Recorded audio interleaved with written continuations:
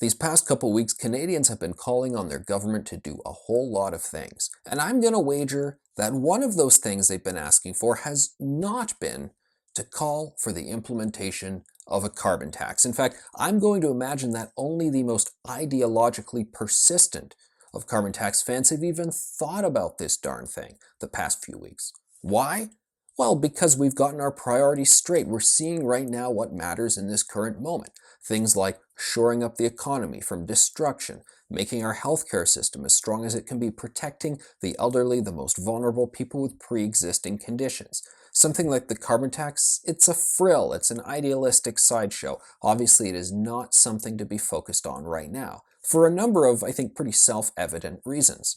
For one, human activity has greatly decreased, meaning, of course, our emissions have decreased. The oil and gas sector is really hurting. The stock market, particularly those stocks, that sector on the markets, they have taken major hits. And then number two, well, you want to hit the consumer with an everyday tax at the pumps now, when so many people are losing their jobs, and once we are out of this, we are inevitably going to see some sort of taxation or something brought in for us to pay down these massive debts that we have accumulated to help our fellow man at these very dire times. Not at all. No way, no more carbon tax. And yet, kind of interestingly, we've seen a number of voices step forward and say why climate alarmism is needed now more than ever. We've seen a couple editorials talking about this just shows, for some reason, why the climate change fight is more urgent than ever and why we have to prioritize it. Look, if we can fight about something as insignificant as the coronavirus, if we can tackle that, then surely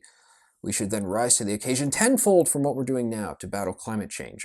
I wish I was exaggerating, but we've pretty much seen bizarre arguments like that. On a similar note, we've seen Earth Hour being promoted quite heavily. It happened Saturday evening. I actually laughed when I saw that, it was still considered a thing. I mean, most other things have been put on hold, events, activities, because we realize how frivolous they look, how unnecessary they are in the face of shutting down society and keeping the coronavirus battle going. But oh no, Earth Hour must continue.